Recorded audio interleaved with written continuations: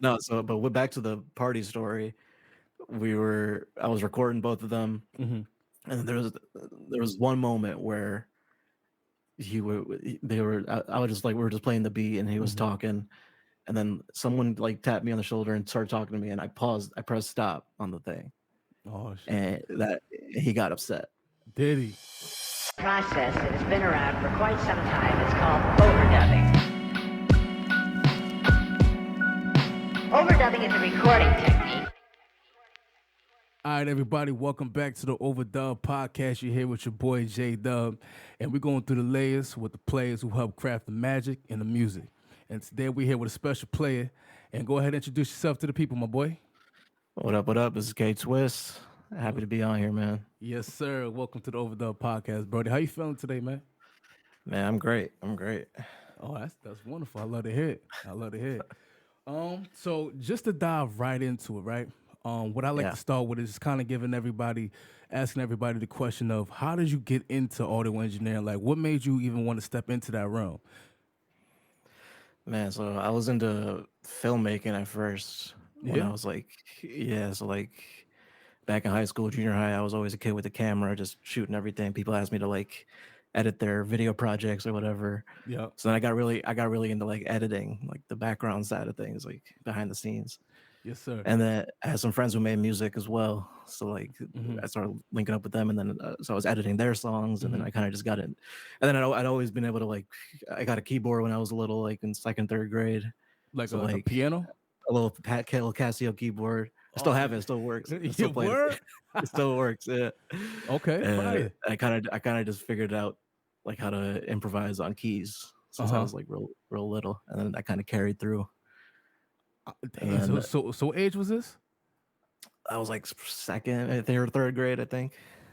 No, damn. That's some dedication for your ass, bro. That's fire. Yeah. I So I was don't just even trying know to if I learn was into it at that point. whatever Damn. songs were popular at the time. I was trying to learn Hmm. how to play them, and then you kind of just figure it out from there. Right. Yeah. So from that point, would you say it wasn't even more or less an audio engineering thing? It was just literally about just trying to cut, splice, just literally all about Mhm. editing. There's a lot of similarities between editing video and editing audio, like just Mm, the similar techniques, just how you fade things, how you transition things. that's true. So a lot of stuff translated. No, honestly, that's actually very true. If people don't think about that, anybody who really edits anything is almost audio, video. It's actually almost the Hmm. same thing. So I You're actually, using a lot of the same tools, like. yep. And if when you really think about it too, a lot of the same mindset, a lot of the creative Hmm. mindset, if you will. You know what I'm saying? Right. So what helped transition it from actually saying, you know what, I'm gonna take it from a video aspect onto I'm just gonna completely focus on an audio portion. So I was really into like Weird Al at the time. You know who Weird Al is? I ain't gonna lie, I'm not, but you can definitely teach me what that is. He was like a parody artist, that he would make parodies of songs, You know, like maybe I popular do. songs. Okay, maybe I do. Okay, So like he would do parodies of like Michael Jackson songs or whatever. yeah, And so like I was kind of making like funny songs with my friends as like a joke. uh huh. And we'd parodies. I remember the big one we did was like when Lollipop came out, Lil Was Wayne. Lil Wayne? Yup. Yeah, what was it about? We was about like our Latin teacher. We made a song about Lollipop or something. And, like, so we would just make funny songs, but then Yeah, like we would take them real seriously when we were making them. So I make sure the right. audio recording was good, and I learned how to use auto tune at like in 2008, like when it first got popular. Like, so Ooh, I remember you I got start this cracked version of like auto tune 6 or whatever was out at the time. just real quick, right? Yeah. I know we kind of started at the beginning, but listen, crack plugins. When I tell you, bro, crack plugins save my life. Oh my god. Real quick, bro. When I tell you, I ain't gonna lie. I've been producing music for at least 15 years now. I Yeah. just bought FL this past Black Friday. Bro, I just finally bought it. So listen, That's crack hilarious. plugins save my life. But not to interrupt the story. So you had basically you was making parody music, and what were you recording on? What program? What DAW or what type I of thing was think you using to record it? I was using GarageBand at the time because it came free with Hmm. like. And With the I Mac. remember in our computer labs at school they had iMacs. Hmm. They had GarageBand on those, so we just mess around with that. That's kind of how I learned Nah, learned how to that's use.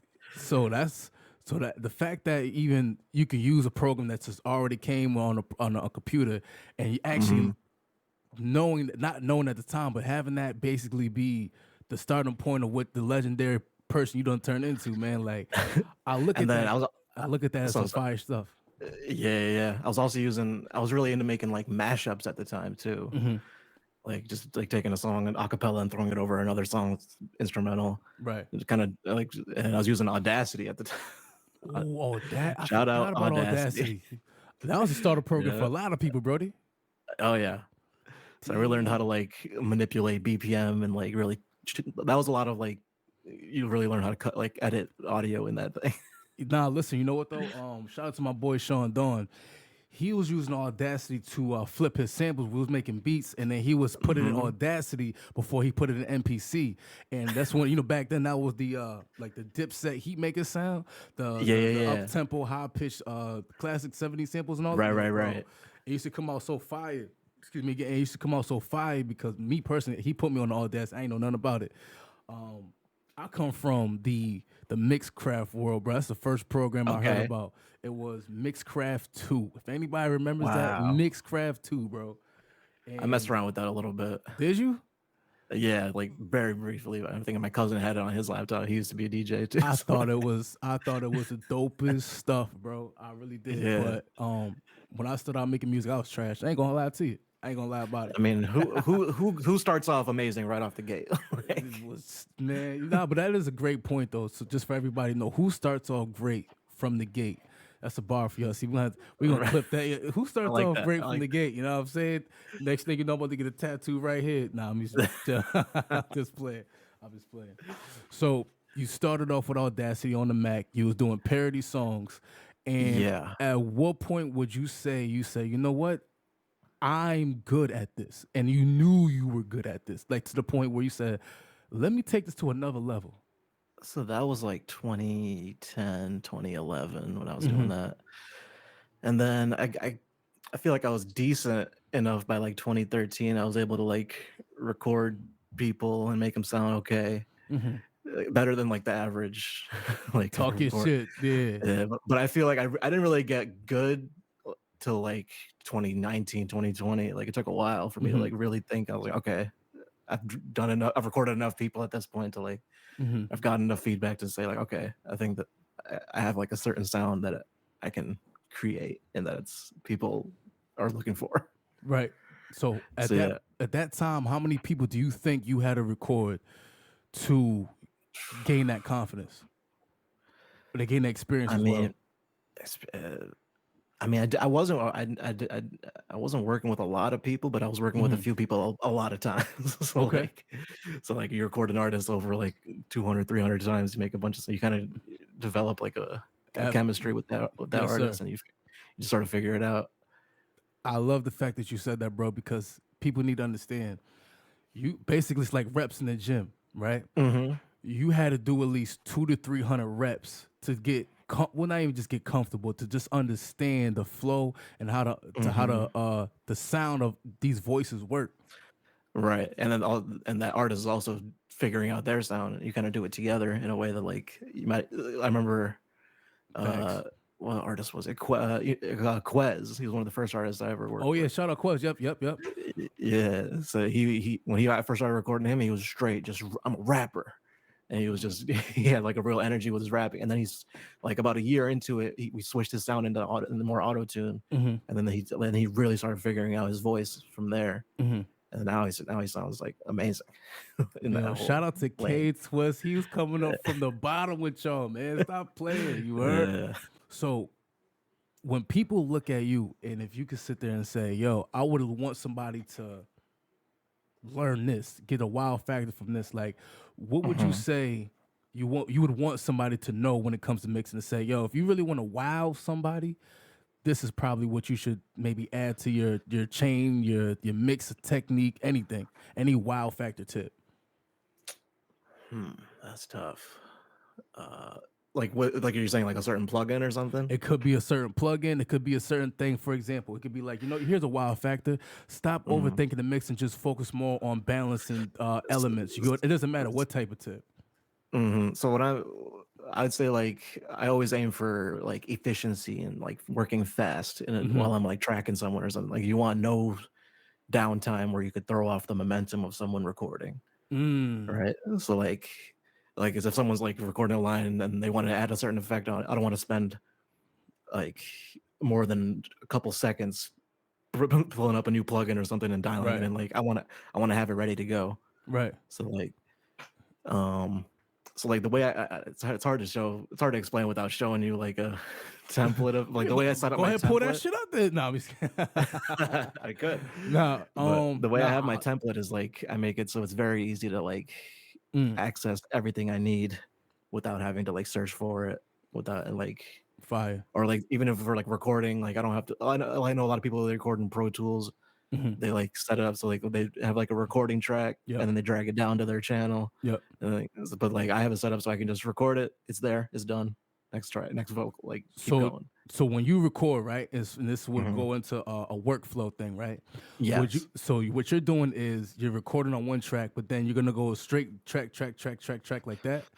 Yeah. So I keep like duplicating that track, and then they're Oh, all okay. going to the same bus basically. Mm. So that's fire. That's an important Yeah. tip for people to know, man. So when you're recording, would you agree that it's very helpful to try to want to record with more buses and just not kind of 1,000 You don't. individual tracks? Right. Well, yeah, exactly. So you don't want to keep copying the same vocal chain over and over and over again. You can just Right. have all those channels going into one vocal chain. Mhm. Nah, it's fire. Yeah. Um, But it depends what you're going for. So, but that just works for me. right. For So like, yeah. with mixing, right? And I love Hmm. everything that you said because I know everything what you've mentioned so far is no matter what valuable information for somebody, right?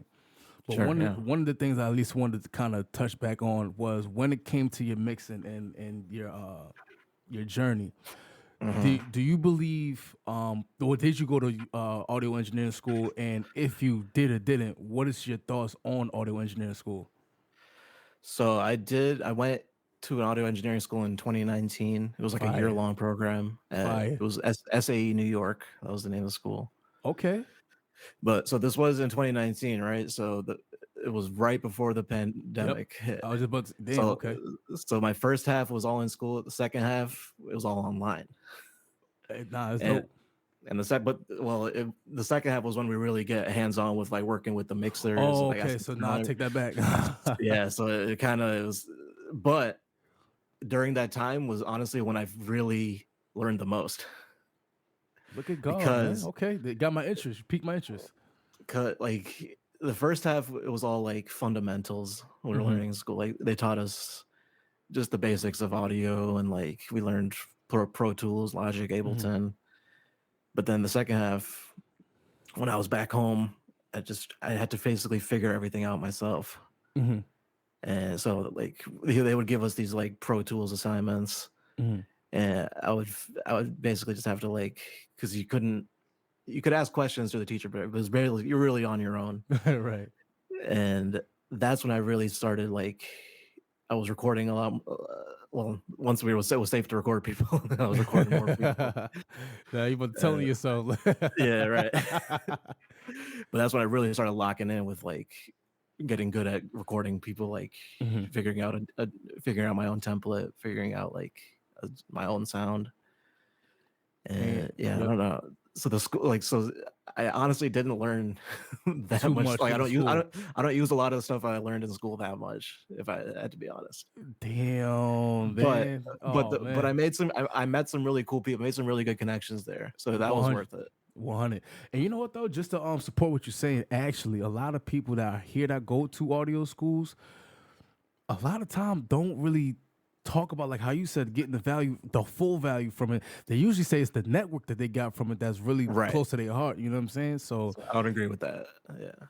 so I don't know if you can and can't not speak on this, but when you say your network, is it just like certain people on like maybe let's say a record label that helped you out, or is it just like literally maybe people, peers on your level that No, it was you mostly peers on my level, that and like mhm, I learned a lot from like seeing how they recorded people, what mhm, effects they like to use, whatever. Yeah, it's just different genres of like music I would never see mhm. myself working in. I mean, some teachers as well. I use a lot of stuff that I learned Mhm. with like mastering, especially. Right. But yeah, I That think that was the most valuable. It was my what friends that I made along there. nah, Like, honestly, if I was in your shoes, bro, I probably would have felt that, you know what? This is the most like I really want to get out of this is to make sure that I can connect with some dope people, no matter what. Yeah, you gonna yeah, teach me some and if we being honest, bro, I think a lot of us I don't know exactly what you knew going in, but I know a lot, like me, a lot of information I probably would have learned from school, I already kind of knew. It just reconfirmed what I yeah. already thought I knew when I got That there. was You get what I'm that was kind saying? of my experience because I knew a good amount, like to get So myself this like is the how first you couple. compress. And it's like, Right. Well, motherfucker, I already know this. Like, come on, like, what's the juice about the compression? You know what I'm saying? Like, exactly. That's yeah. That was pretty much my experience. I was like, I know how all this stuff works, but now I really want to learn how to apply it in a way that's like facts. useful. Like, When you were going to school, did you have any unique projects that you felt that maybe I guess if it did kind of help you or something that you just thought was awesome to work on? Like, you know what? there were some cool ones. There was like, uh, one was that they gave us a whole session of like it was some rock song I can't remember or some metal type song, Mm-hmm. and it was all the stems of the song Mm-hmm. dry with nothing on it, Mm-hmm. and then they gave us a reference track of what the song sounded like at the end, and you had to basically Match match it. it as Mm-hmm. close as you could. Mm-hmm. And I think I got the closest in the class. I Like, believe it. I could definitely believe yeah. it. And So, we had to do it all in Logic too. So that oh, was kind of I was in my home, like I was so in my home court with that. so with that, because I think you were saying that in the class, is that kind of how you got into Logic? You said is No, from no, the I you was was using already Logic into Logic. way Okay. before that. So with that being said, you came into it already knowing Logic, already knowing, let's say, your EQ compression principles, like you know what this Yeah, does, and it just yeah, you just kind of wanted to know, like, all right, how do I apply this in just a fancy way, right? But exactly. on that rock song, would you say, I guess, the experience of working with a different genre of music, did it open your kind of, I guess, horizon of how to mix differently? Let's say hip hop 100%. music compared to a rock song. Yeah, like things with like ways you can like pan guitars. I've never Mm-hmm. really had experience working with like live guitars like that, Mm-hmm. or drums, especially like acoustic recording an acoustic drum set. This Like sounds fun, actually. I ain't gonna it lie was to really you. fun. It was Was really it? fun. Like that was a fun day when we mic up the drums and like Mm-hmm. you got the bottom snare, the top snare, the ride, the overheads, kick, and then like, but then you can't just record it. You have to learn how to actually mix it afterwards, and that's a whole Right. nother process. And yeah, it just opens your mind up to like different, like, because I'm also coming at it from a producer perspective. Right. So like, Right. how can I incorporate these live drums into like a beat now, or like how Mm-hmm. can I, yeah. Which So and listen though, especially as producers, bro, our brains think like we might hear a sound, and all of a sudden we start thinking like we might hear like a snap, right? But all of a sudden we hear like a mm, mm. right, You know what I mean? Like it's like and it's so instantaneous. Like I can't help it. I know you probably feel the same way, bro. So, I'd be watching movies and I hear a certain thing in a soundtrack, like, oh, I got to take that from that. oh man, when was the last time? I think it was a movie called The Mobsters, and no, maybe it was Commissioner, something like that. But it was about the mob, the mob family ties and all that. Yeah, yeah, yeah. Last time I was watching that, maybe a couple of years ago, and I was just like, you know, sitting there, kind of even falling asleep to it. And all of a sudden, I heard like this symphony, the horns, and all this stuff in the background. I said, yo, Right. yeah, let me go. Let me get up and go flip that right now. As soon Exactly. soon as I got up, Googled it, soundtrack, Shazam, Yep. whatever I need to do. Yeah, no, that was me, definitely me. I did the same thing like just a few weeks ago. I was watching watching random ass Island of Dr. Moreau from like Island, 1996. yeah, Random movie. But there was a song playing in the background of the scene with this girl dancing. I was like, oh, that could be something. Get and the Shazam out. Like, and it'd be got it. those weird, well, quote unquote, I call them weird, but it'd be those weird moments, man, where it's like, oh, this could be something that you feel like somebody's probably not even thinking about. All of a sudden, when you make Exactly. a beat out of it, motherfuckers just like, what was you thinking about? Like, Right. real quick, as a Like, producer, bro, I know I love that, like that that scrunch up feeling, but also remember like, yo, like, Yeah. what was you thinking about when you made this? Like, you just get that feeling like, That's my favorite part of like making a beat in the last couple of years is like I always go for like the most obscure thing to find, which can be like kind of a gift and a curse where it's like sometimes like it takes me forever to find something that I actually like that I want to chop up and like do something with. But when I do find that right one and I know for sure nobody's touched this thing, like right. I don't know. I like finding those obscure things I like and flipping them into something crazy that's like you wouldn't expect. Have you ever struggled with making a beat, but felt like the beat was trash because you maybe couldn't get the mix right on it? You, I mean, yeah, for sure. I don't really think about the mix when I'm making a beat a lot of the time. I guess I guess I am and I'm not at the same time. I'm more just concerned with like catching the vibe, making sure like all the elements are there, and then I'll figure out the mix later on. But well, I guess lately the way I have my template set up, I'm kind of mixing as I'm making the beat as well. But I ain't gonna lie, that's actually one thing I used to try to get into was mixing while I'm creating, but at some point, which where that question I just asked you came from, it's like when I'm sometimes trying to mix when creating, I almost get too sidetracked because it's like I'm trying to worry about the mix and how it's hitting. Then all of a sudden I'm going this whole different tandem because it's like now I'm focused on let's say the kick and the bass, them actually really. So I'm no more focused on just putting the drums with the bass and the music and the melody. yeah, I'm more or less now whatever I have, I'm just focused on this. And you know, with mixing that type of stuff, we could get stuck on so it for a while. right. So lately I've realized that I work best when I'm like under pressure. It's like Fire. so I like to have the artist there when I'm making the beat, and then the way I have my template set up, I can just start recording right in the same project. I don't have to bounce out as like a 2-track and like put into a new session. I can just record right over the beat. I can change the beat while they're recording. I Right. can like Do you, so do you find any lag issues or anything like that happening when you try and do that? no, because I don't monitor my audio through the actual DAW for like recording vocals. I'm Okay. monitoring through the interface that has its own Okay. console. So like there's no lag with the audio with the recording with that way. Fire. And there is a little bit with maybe recording MIDI into it sometimes, Right. but that's usually not an issue anymore for me. Well, shout out to K Tools who got it all locked and handled, brother. What kind Yeah, of but interface like you using?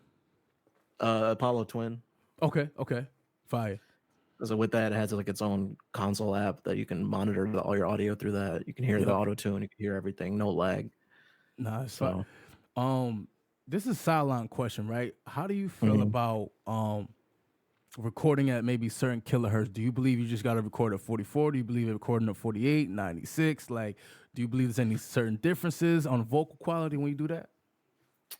I mean, I mean, technically there is a difference, but I can't. I mean, I don't really go past 48 if I don't have to. I don't think I've ever gone But past 48 personally, too. yeah, So, I don't think most people do unless you're working in like film, I guess. But film right. usually is at 48. No, you're But right, actually. I forgot all about yeah, that. You're absolutely right. But, so, but technically 48 is better quality. You're recording more samples per second. So I personally can't hear a huge difference. but you know what, though, bro?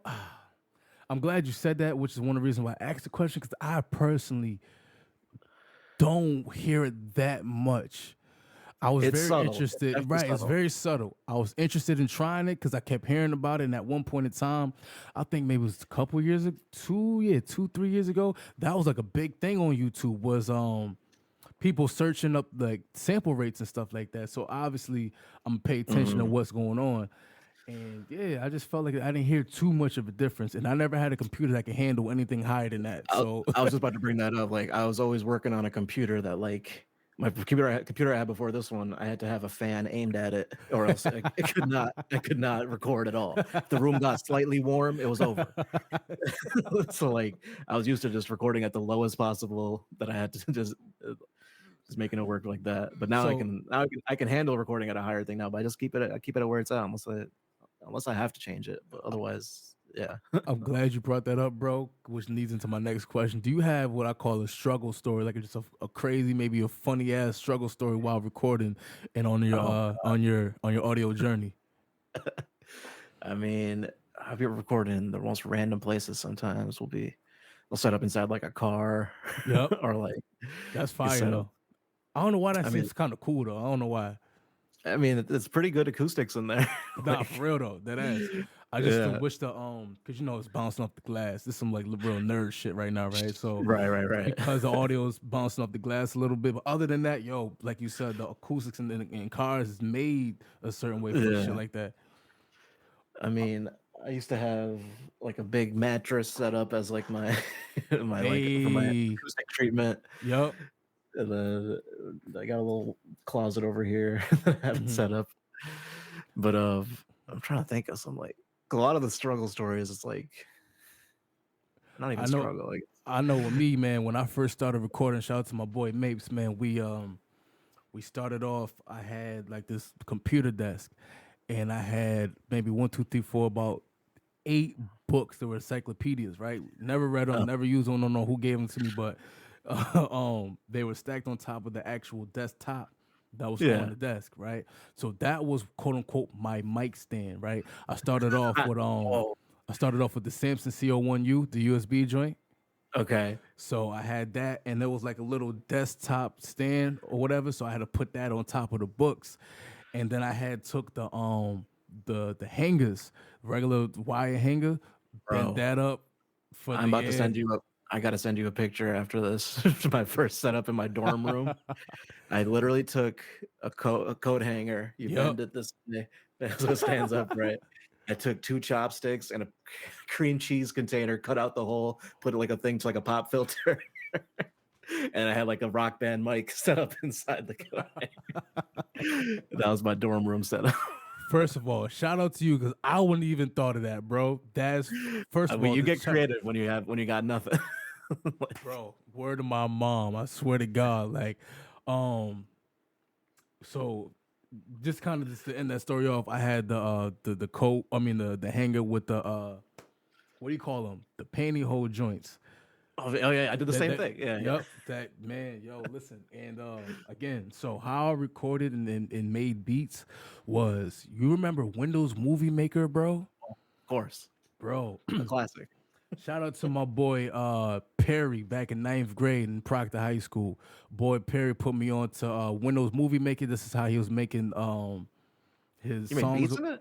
No. This before I even got to making beats because I was rapping first. This is how I learned how to record Oh, and okay. engineer, right? So I was recording and shout out to my boy Mapes. I was recording him on the Windows Movie Maker. And back then there was Huh. no punching, there was no none of that. So if you had a 3 minute song, you saying the whole shit all the way Get it in through. one take. Yep. Yeah, and if you fuck up, doing it all over again. You know what I'm saying? That's So, hilarious. Yeah. man, when I tell you the struggle story, bro, and back then I knew nothing about mixing. I knew nothing about no EQ. I knew nothing about no goddamn compression. It was just turning things up and down, up and down. Exactly. If I look back, bro, oh my god, the muffle effect on the shit's Sound crazy. gotta be horrible, son. But excuse me. So That's funny. with the next thing I wanted to cover, right, is while being an engineer, how do you believe how what do you believe about being responsible in the studio, and how responsible do you believe or how serious do you think an engineer should take the responsibility of being an engineer in that studio? I mean, you're the one. You're kind of everyone's relying on you to to do your job, basically. Mm, Because like if you take any second, to, like I said, if you throw off the momentum of the vibe, like you're gonna kill it. mm. So you gotta take it seriously. You gotta be ready for whatever they throw at you. Um, I'm trying to think of a yeah. You just gotta. I mean, people have different opinions on like how much input an engineer should give on a session, So and you like talk about it. Let's definitely talk about it. yeah, I mean it depends on your relationship with that artist. I think if it's someone you're Mm, working with for the first time, I kind of I let them guide it. Like right. I want to see what their method is, what their approach is to like Hmm. recording, making a song, Right. and then if I hear something that I think would work, I'll give my input Right. if they only if they really ask for it at Right. first. But if they don't But ask for it, yeah, then I'll just be like, as long as they're happy, I'm happy. Like, right. And but you know what though? It's kind of feel me on this, right? It's like we're here to do a job, but you ever sat there and just kind of had like that what I call audio engineer itch, where it's like, yo, I want to say something because this does sound a little crazy-ish, but Yeah. because you like it, I'm not gonna say nothing. You ever kind of ran across that? Sure. Yeah. I mean, so sometimes I guess it depends how quote unquote bad something sounds to you, or like Right, if you ever, I'll always say like, hey, why don't you try that one more time, right, or okay. let's see how this sound if you did it this way. But I won't really say like, hey, that sounded like shit. Like, let's just, unless it's someone I'm super close with, then we're like, yo, you know you could do that better, right? Like, Hey, okay, yo, what the fuck was that? Nah, nah. right. Nah, but actually touch on a very good point, because it's like chemistry and chemistry and communication are so important in the studio, bro. And I think Yeah. it's highly underrated. And correct me if I'm wrong. Maybe those are two of the, since they're so important, but there might not be topics that they're touching on in audio school. Hmm. You know what I'm saying? Like, I don't think we can you really even even teach covered that? how to. I You don't think get, we even yeah, covered. Like, even, yeah, in school it was just all the technical stuff, but like, we didn't really talk about working with an artist, like how you should be in a studio. Like maybe we did a little bit, but not. That wasn't the focus, right. which I think it Right. should be. Mm. And think about that, bro. So let's just say, case in a wild world, we cover a topic, we create a seminar about that, because it's like you said, there's people in schools, bro, who aren't covering that. We're gonna document it here live on the Overdub podcast. Maybe me and K Twist for the audio engineer community can link up and create maybe even some type of PDF file so that people could read and get into that. That would be dope. We'll Yeah. cover communication and stuff like that really helps people navigate the studio, because it's almost unfair, to injustice. Correct me if I'm wrong. Shout out to all schools, but it's almost an injustice to have somebody sign up for school, do all of that, and not really get the fundamentals that will really help them survive and Yeah. thrive in the studio. You know what I'm saying? Exactly. Yeah. Which leads me to my next question, right? So again, certain things I think that audio schools don't cover, which is very important to touch on, is protection in the studio, protecting yourself. Follow me on this example, right? Have you ever been in a situation where maybe you could be of a certain stature, but the person who comes in, right, they might be of a completely different.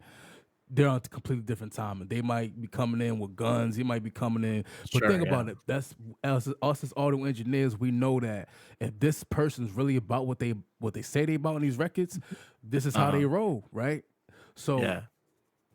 how do you feel about, and maybe if you can maybe even give some advice on how people can navigate to make sure they protect themselves in the studio around certain characters that they didn't think they would end up around one day? You know what I'm saying? Yeah, I mean, personally, I haven't found myself in a lot of those situations Mm-hmm. because I'm with artists that I trust and I know Mm-hmm. they won't bring that kind of energy to where I'm working at. Mm-hmm. But sometimes you're not in control of that if you're working Yep. at like a studio where you're just engineer there, you know. Yep. So like you said, communication is essential in that scenario. Yep. Um, I don't know. I would say just I don't know. That's tough. I don't know if I have a good answer for that. But you know what though, and that's fair, bro, because maybe even for me to tell somebody, like what I would tell somebody personally is, one, what you already told them is, you know what, maybe hold your opinion, don't be so opinion based unless they ask for it. One other Right. thing is, my personal belief is just be yourself. You know what I'm saying? For Yeah. everybody, be yourself, be kind, be polite. You know what I'm saying? But Mhm.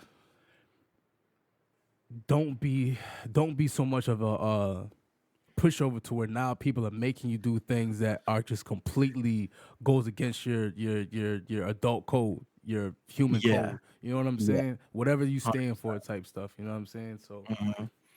Yeah, I just want to make sure they're comfortable and like they know they can trust me with whatever they nah, whatever. seriously. Yeah. Um Next question, though, right? Just to go into another topic. So I Mhm. believe that there's a lot of people who don't understand that when you're working with an audio engineer, there's certain languages that I personally believe that they should Yeah. learn, right? Is there any type of language, words, or things that you want people, or artists particularly, to know and learn before and after they come into, even during a studio session? Well, it's funny because there's so many different. I've had a lot of different types of artists at different skill levels that some people know what they're talking about. They know Yep. what effect they're going for. They know exactly what plugin to pull up, what preset to use, whatever. And then the other end is like they'll say like, "Hey, can you put some auto tune on this?" When they really mean like reverb or like a delay or something. They just think auto tune does everything or something. So I've experienced both ends of that. It's like, Nah, that's funny as hell, actually. yeah. So you should know the basics of like what an auto tune does, Right. what an EQ does. Damn, this what should need a some space. reverb does. Reverb. Fuck auto tune. Yeah, I don't know what it is. reverb is space, delay is echo. Like you should know just the basics of that. The I guess. basics. But you can kind of you can kind of learn after that. But No, I agree with that, honestly, because let's keep it honest, folks. Us audio engineers, yes, we're human. We can definitely get in our little bag sometimes. But what would help the process is we all, like me, when it comes to, let's say, describing art, like if I want somebody to create a picture, I have the picture in my head, but sometimes it's hard for me to communicate how to get to describe the picture to this next person, right? But what I do is I go and research certain stuff where I say, you know, I wanted to mask this, or I wanted to, you know, whatever case may be. So I think certain words that people should know, compression, when you just want to level certain things, make it more consistent. You could think compression. When you want to make things darker or brighter, if you will, think of EQ. Brighter, yeah. You get what I'm saying? So certain terms like that. Yeah, the fundamentals, basically. Yes, sir. Absolutely the fundamentals. But same with like delay, right? Reverb space, delays, your echo, auto tune is just pitch correction. Like, nah, fact.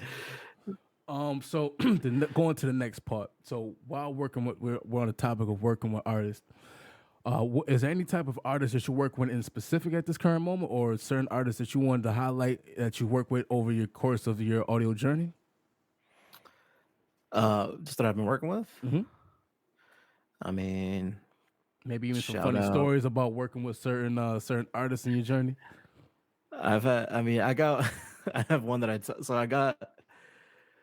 I was recording. I don't know if I should say who it was, but I was recording a certain artist. Okay. Oh wait, are you frozen right now? Am I frozen? Oh, we're good. Go ahead. Okay.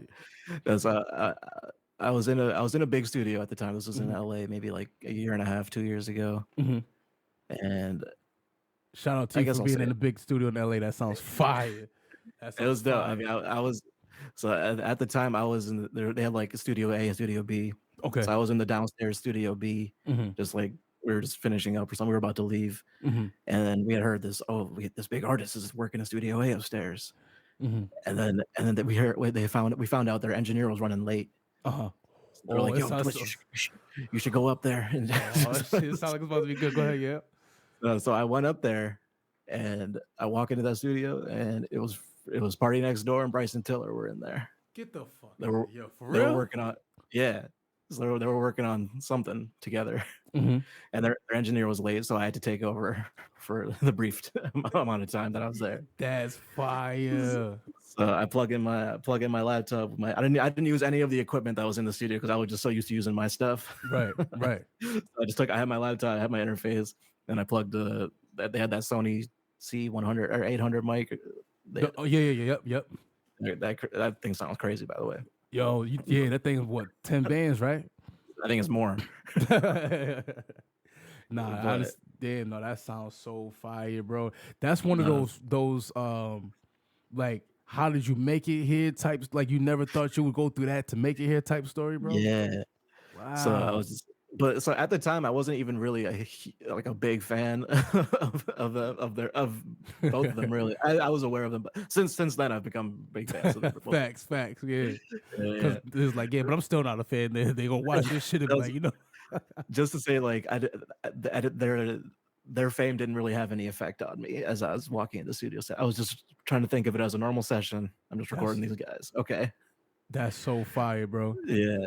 And you know what? They have Go ahead. Yeah. No, I was just gonna say that actually is just so fire. The fact that, like you said, their fame didn't affect you. Yeah. And a lot of people, it does affect them. Yeah. So I was just trying to treat it like a normal session. And they had very specific ways of it, like the way Party records is like, or he made me open up the auto tune plugin and like select every specific note in that scale that he was gonna sing. Like, he didn't want to just switch it into the key. He wanted to pick each note that was gonna be in that Oh, key. for real? Yeah, like it was different. I wasn't used to that. Oh I mean, shit. and then they wanted to record at the same time. Like Bryson wanted a handheld mic, and Party wanted to be on the good mic, and they were gonna record like rough takes just at the same time. I was like, all right, they're really trying to test me. I guess. That's fire, bro. Yeah, it was a fun experience. So But so when they were doing that, were they in the booth doing that, or they was in the control room both? no, we or were like, all in the control. We didn't even use the booth. It was all in the control room. Which I Wow. prefer. I prefer doing that, to be honest. Do you really? having the artist. I like having the artist right next to me, and we just keep it going. Like, Is there? Let me ask you, why is that? Like, what's the reason for that? Is there any specific reason? I mean, I don't know. It just feels the workflow is faster to me. Okay. I guess because you're That's not fair. hitting the talk button, going to the booth, and the artist can see your screen exactly what you're doing. You can. It's just I just feel like it works faster for me. No, that's fire. Have you ever experienced to where the people or things going on in the room affected the process of that happen? Maybe even the quality? Yeah, I mean, I've had sessions where there was a bunch of people in the room talking, a bunch of background noise, but then it ended up adding to the track as we were recording. It just gave it a certain vibe, like they were recording in a party or something. Really? So you Like, had a basically with all the chat and all that going on in the background, you just kind of had to maneuver around yeah, with I it. mean, yeah, we put a little like shield up behind the mic, and it didn't block out everything, but Right. it still worked out. But we made it work. This is so fire, bro. No, but back to the party story. I was recording both of them, and there was one moment where I was just like, we were just playing the beat, and he was talking, and then someone like tapped me on the shoulder and started talking to me, and I pressed stop on the thing, Oh shit. and that he got upset Did he? because he might have had a take or something. I forgot to hit like record and stop, so I didn't catch that last take he just did. Damn. And he was like, "Man, this is why I only record at home, man. This blah blah blah." And I was just like, "Oh shoot, Oh man. I fucked this up." But then I brought it back, and we just kept it going.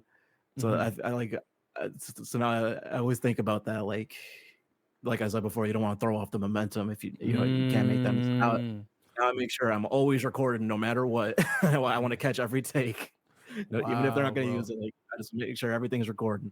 I never want to like have that happen again. No, I commend you, bro, because see, let's be honest, right?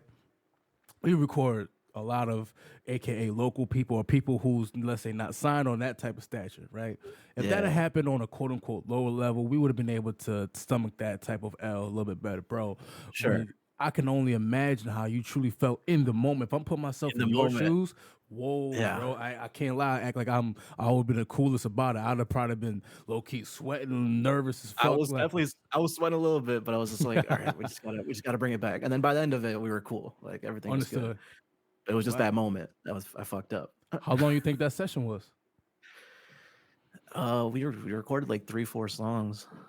Word? Yeah. Did any of them come out yet? None of them. I don't think they'll ever come out. Because I was about to say, Party just dropped the whole tape. Let me find out. None of those songs are on there. How would you have reacted if they did, though? Hey, that would have been cool. I mean, I would have got some credit or something. It was like a mixing credit or something. You're humble about it. I know you'd have been hyped, like, let's go. I know, it would have been great. Yeah, I'd have been hype as fuck. I'd have been humble and cool about it, but I'd have turned the fuck up. Yeah, what's up? No, the experience was still cool no matter what. Like, I still learned a lot from it. I got a question, right? Which it segues from the very last thing I just said. How do you feel about us engineers? Should we get paid royalties when we get songs that we worked on that get released and put out to the market? I think we deserve a certain percentage. Yes, I don't know. I think you can negotiate that, but yeah, I think you deserve something. No, I agree. I personally agree because I think that just like how producers, right? They created the beat, they did whatever they did to it, or me if I did the beat, doesn't matter. Audio engineers are so vital to the process of creating music nowadays, bro. Like you said in the beginning, bro, we're like the main person, and most times now, the producer not even in the studio with the artist. It's the engineer. Mhm. He's always been Right. there. So it's like, why not give him a percentage? Because he did most of the heavy lifting, Yeah, I mean, they or low key she. are he or she, or they're really creating the sound of the record, like the way Yes, it's sir. sounding at the end, like the. So, and I guess in my case, I'm the producer and engineer in a lot of cases. So, Right. Have you ever but had a time where your producer and your engineer were kind of conflicting in that maybe particular moment of session, like you were having maybe a little trouble focusing on just being the engineer or just being the producer? I guess, yeah. I mean, both minds are working at the same time for me. Right.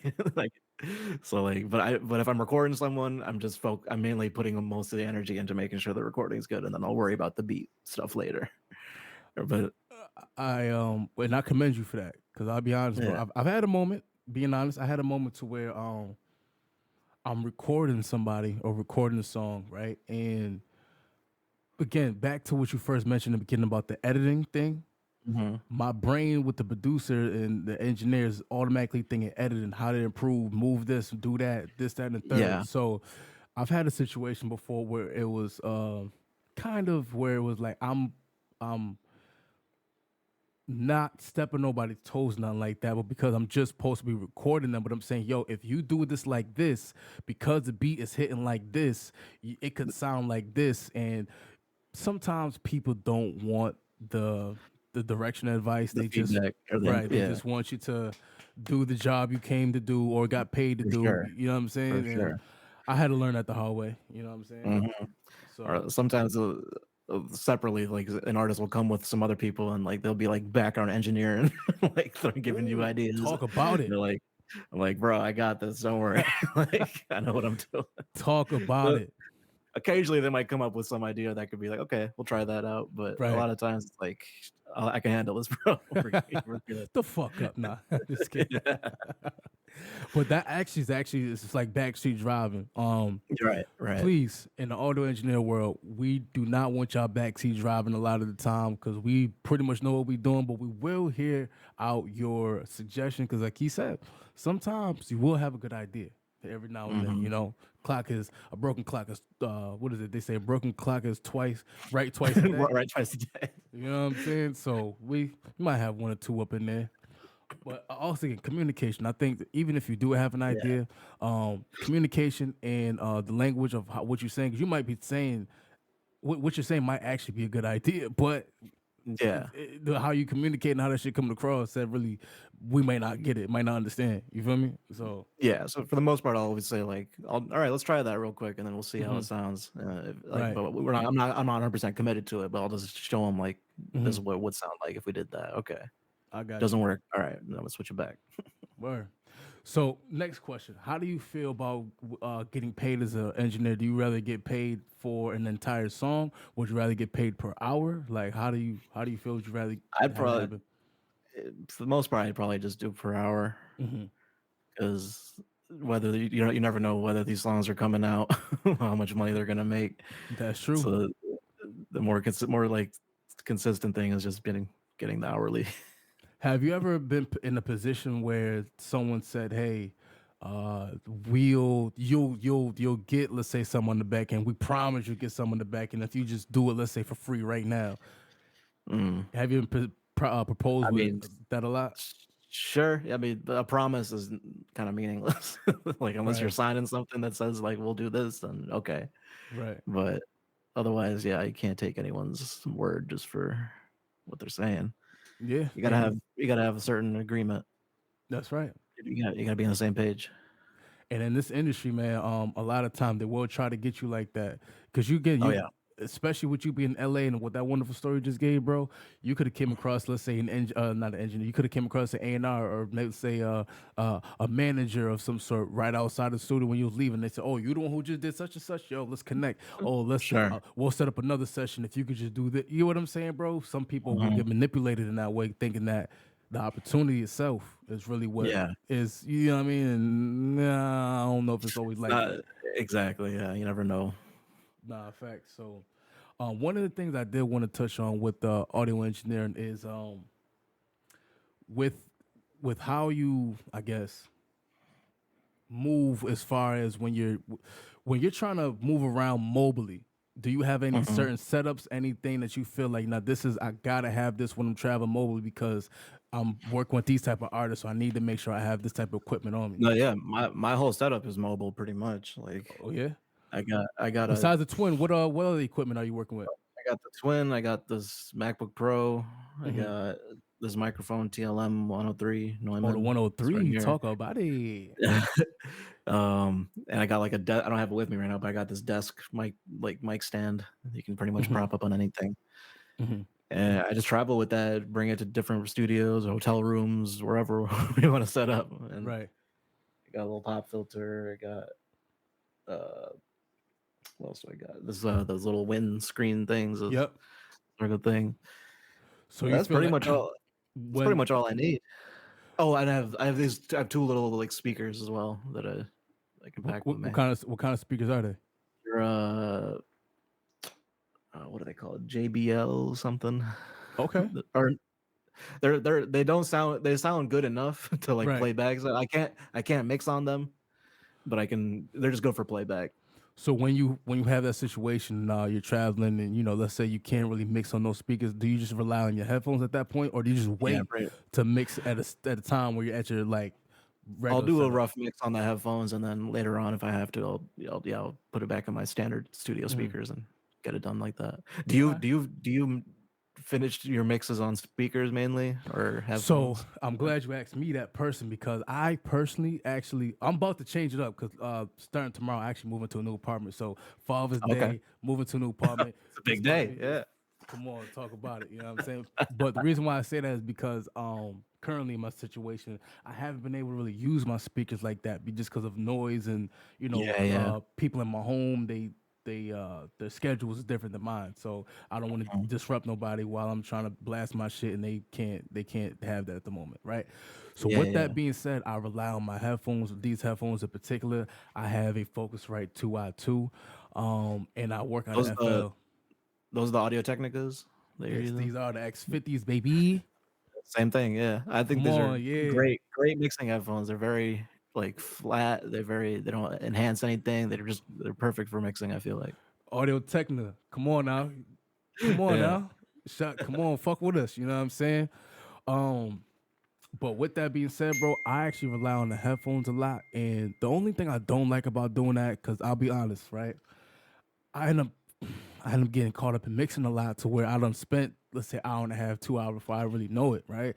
Yeah. My fucking ears is tired, but Ear fatigue for sure. ear fatigue for sure. But I'm so dedicated because here's another thing I think people need to understand too. I'm trying to mix, but I'm so limited on time with just my regular schedule as an adult, right? Right. So it's like I'm trying to hurry up and get this done. I don't necessarily have time to take a 30-minute session here, and not, to work 30 minutes, take a break, go back for I need to get Yeah. it done. So, but then again, my ears getting fatigued. So, all engineers and people know too. Listen, sometimes you just really need to take a break. Listen, Mhm. take a break. Breaks they should happen often. Absolutely. Absolutely. But I'm also I mix while I'm recording as well. Which is So I'm so kind of fire, bro. Shout out to you because that's not the easiest thing to do. No funny shit. it's not easy. It's more work for sure, but I feel like it makes me have to work less later on. So So, for example, you would have just thrown an example out there. You would have been in the studio with Bryson Tiller and mhm. Party Next Door, and you would have been mixing the song as you're recording their vocals. Pretty much, yeah. That's fire, bro. Listen, I'll be honest. No, I have not done that personally, so I don't I do wasn't that always personally. I've tried. yeah, I wasn't always able to do that with my old computer. Like it just couldn't handle having that many Mhm. plugins going on. But since I upgraded it, I've been able to like run a bunch of stuff. I haven't had any crashing issues or anything. What kind of how much RAM space you got? Let's talk about that. Uh, it's not even that much. It's really just it's just got regular 16 gigs RAM, Really? but it's like but I got the M1 Pro chip. That Okay. M1 chip does a lot of the work. So what is that for the people out there who don't know what that is? I mean, it's just like it's just a processor that the MacBooks come with now. Gotcha. They're on like M2, M3 now. Okay. I got this in 2021. Oh yeah, fire. So, yeah, so this was what we got. M1 Pro, 16 gigabyte. I got the 15-inch screen. Mm-hmm. But yeah, it's been able to handle like anything I throw at it now. I don't gotta aim a fan at the thing anymore. I've never even heard the fan go off on this. Like, it's pretty powerful. And listen, shout out to you for that, because honestly though, one thing about me, which is, if I'm being completely honest, just because in this room itself, right, this room that I'm in currently, it gets hot, right? So Yeah. I literally, bro, I got a fan over here to my left. I just did that the other day, bro, because it was so hot, but because I'm like, I cannot afford for my computer to get fucked up. I Yeah. definitely put the fan on that shit, bro. So when you said that earlier, I'm like, oh shit, like, yeah, this is so fire, because I know what Right. you're talking about. You get what I'm The saying? fan used to be part of my mobile setup too. I used to take the fan out. Hey, you know what I'm saying? Right. Do what you It got to worked. do. You know what I'm Exactly. saying? But let's switch the gears and get on like a more heartfelt part about the audio engineer world, and we're gonna talk about family and this audio journey that we're on, right? So, Yeah. how would you feel about what type of maybe family background do you come from, and how does that play into how you were affected trying to pursue this audio journey? Were you always supported?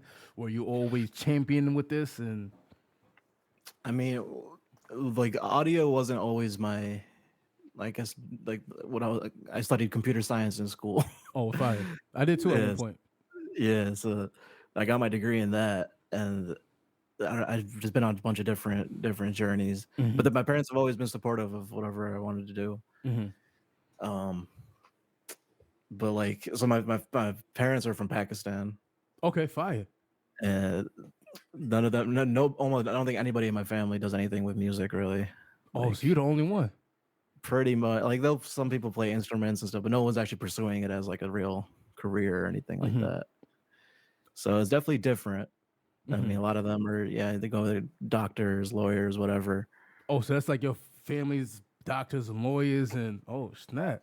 All All different right, types of man. stuff. You come But from a good ass family, bro. Shout out to you, man. but nobody does anything remotely with what I'm doing. So it's been interesting.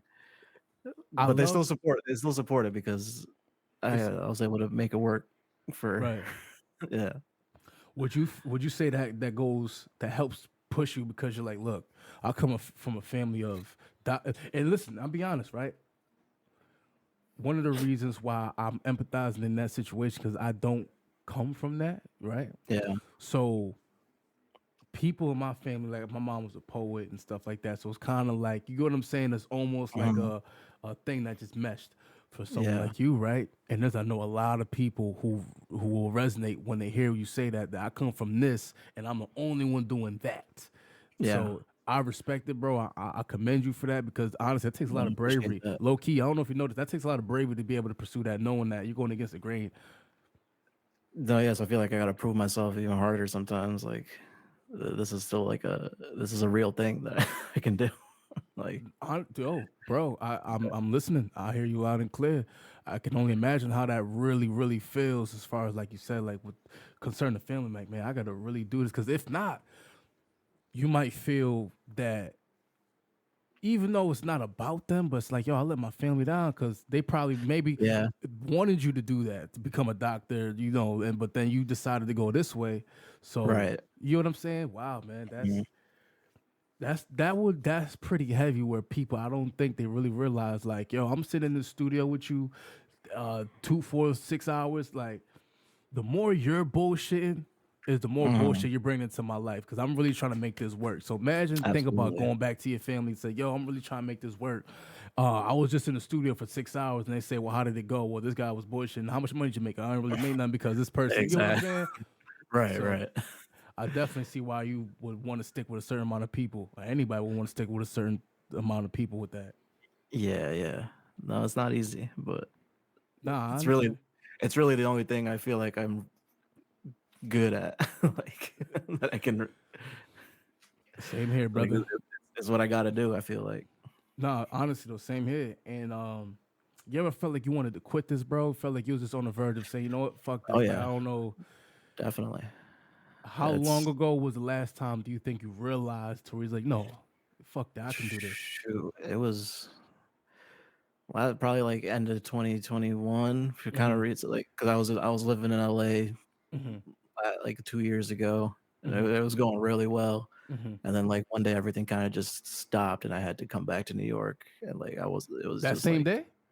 no, no, it was like I was working on a lot of projects, Mm-hmm. and then but then like everything kind of fizzled out and finished, and then like there was nothing really left for me to do at the time. So I was like, damn, I gotta You just go go back back home home. now. Right. Yeah. So that coming back home, that's when I felt like I don't know if this is really for me. But I don't know. I stuck by a lot of different artists I was working with, Mm-hmm. and they kind of pushed me back into it. And like now I'm back out there, and trying to do it full time. So Yo, shout out to you, bro, because that's wonderful. A lot of people when they hear what you just said, bro, a lot of people resonate with that because yo, I've even came across that crossroad a couple times. You know what I'm saying? Whether it was a relationship that I was in, crossing that road with, or just mhm, again, I got kids, man. So yeah, thinking like, am I not doing a good enough job on that end because I'm pursuing this music career? You understand what I'm right, saying? So hundred that's percent. definitely a heavy crown to wear, when it comes to that. But in this game that we're playing, right? Please understand that one of the reasons why it's so beneficial for people like us to remain a focal point in front of other people is because our type of brain and the way we work, bro, like you said, we're the head of stuff. We're leading you. We're leaders. We're Yeah, leaders. Like, and I feel like to be the best engineer doesn't even fully come down to the mixing aspect as much as it does come down to being a regular person, bro. Being a good and kind person. You understand what I'm saying? yeah. Um, Ultimately, that's what will, I mean, keep you moving forward. So like, right. do you, Word. do you see yourself as more of a producer or engineer? You know what? That's Because I actually a get, good I, question. I get asked that a lot too, and I don't know. Some it's different for me every day. Like I don't know. That is a I good guess question. yeah. I want to say that's tough, man. See, put me on the motherfucking spot. It's my Nah, interview. No, just kidding. I know for me, it's like I could always every day I know I can be a good engineer. I can that done, but not every day. I don't feel like I'm a good producer. That's a So like very I like how you said that, bro, because that's how I feel about both certain days. You get what I'm yeah, saying? it's Like, different for me. It kind of flip flops, but so literally just yesterday, no, maybe 3 days ago, working on a mix. Um, it was a song. I don't know if you relate to this. I'm pretty sure you do. It's a song I had for months, bro. That I could mhm, just never really fully get right, but I knew if it sounded right, it could be just phenomenal. But yeah, it had me feeling like, yo, why can't I get this to sound right? I know I'm this, I learned that, so why can I get this to sound a certain way? But yeah, I've had days to where also, bro, where I'm making a beat, right? And I just had no, I don't know if it's inspiration, but it's just like nothing's hitting, bro. Like everything to yeah. me sounds fucking trash. You get what Right. I'm You feel saying? like Like, you're forcing it. Yeah. or if, I know you've been through this, or if you haven't, have you ever had beats, bro, to where people you thought they were like, I don't know if they really gonna fuck with this, and they said, "We'll play it anyway," and then you play it, and they be like, "Yo, this is their shit." You be like, "Wait, That's what? a majority of my a lot. That's a lot. That's what happens a lot of the case. Like Really?" a lot of the beats, I think they're cool. Maybe this is them, and they'll end up being like, oh, that's the one right there that we got to use. Like, I never I, know what the artist is gonna like. That's what I've learned. Like mm, I just gotta make stuff and just make sure I don't delete it. So then if I end up playing it, you never know who's gonna fuck with the right thing. Like no, for sure, for sure. And I think even for me, bro, I think that's what that comes down to, cause it's like, damn, but matter of fact, before I even continue that thought, so when it comes down to, let's say, producing and engineering and, kind of with that whole balancing act, how do you feel about, since you engineer stems, do you mm, ever have a problem when people ask for stems? ask me to send them stems or like working. Like the whole track of the beat and all that stuff, or is there times where you tell a person, "Nah, I'm not sending you stems unless I get this. Maybe it's some money, or you know what I'm saying?" If it's like something I produce and they want the stems of the beat, I have to know for sure that they know what they're doing. like like if it's just some random engineer that's working with it, I'm more skeptical, or I'm like more hesitant to like send them the actual stems for the beat. I'll just give them the 2-track and have it, they can work with that for now. If I know that they're good, then okay, I can send you everything. Right. But then I'll always send a reference. You gotta like make sure it's sounding the way I want it to sound still. But you Right. can do your Yep. thing. Like On a personal note, I got a song right now that's got our boy shout out to Joe Marte on it, and you actually did Right. really just that, where you sent the regular stems, all raw files. Raw file means no effects, no delay, no reverb, and then you got where it's your reference or the files with the effects on them in case they just want to drag and drop. Which I'm like, you know what?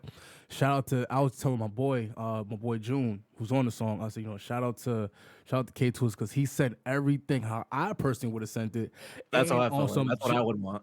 Like, literally. And so I'm telling you now, from me to you on this podcast, thank you for doing that, because I think a lot of engineers across the world, engineer to engineer type of thing, when we're sending stems or we're doing certain things, I think we should think about the next engineer. Because we could just be on some like, fuck him, or hey, he's the one mixing it, so I could just send it through. And you get what I'm saying? Just send it however way they want to. Have you ever got some terrible stems where you just feel like, yo, my man, you don't have to resend them joints because this ain't flying? All the time. I mean, All the time? Damn. Not all the time, but a good amount of times where I'll be like, bro, or some things are missing, some things are like way out of that. like, You said all the time. but I have a bunch of copy like things I can just copy paste to different engineers. Like, this is exactly the steps you got to do to send me the stems in Pro Tools, or if you're an FL, if you're in Ableton, this is what you got to do to send me the stems. Damn. Like, I'm ready for whatever. But that's actually a good thing. But it's also, they probably be feeling like, who the fuck is this? Send them, the how-to list, like. Yeah, or like, because a lot of times I get sent like Pro Tool sessions. For some reason, my computer cannot open Pro Tools right at this moment. So like, I gotta figure out, it's just not opening up for me. So when people send me Pro Tool sessions, I gotta open up my old laptop, run Pro Tools on that, export the stems out, then bring it back on here. But now I just have like a little copy paste thing I send them, like, just here's how you can send me stems from Pro Tools. Here's how you can send me stems from FL. Here's how you can send me stems from whatever you're using. Have you ever used FL? Just on a side note, have you ever used like FL and stuff like that? Very briefly, I've messed around with. I think when like Crank That Soldier Boy came out, I learned how to make that beat in FL. But nah, honestly, also with that, right? You're telling me you produce, mix, and record all in Logic? Everything Logic now, and master in Logic too. And master in Logic, yeah. Let's talk about mastering real quick, right? So, as an audio engineer, do you believe there's a true difference between recording, mixing, and mastering engineers? Like the jobs and roles that they're really supposed to be doing? I mean, yeah, if you're just a recording engineer, you just got to make sure the recording is at a certain level, at a certain quality, and that's all you got to worry about. Some people, like, I guess I'm working as like a mixing and recording engineer at the same time. Yep.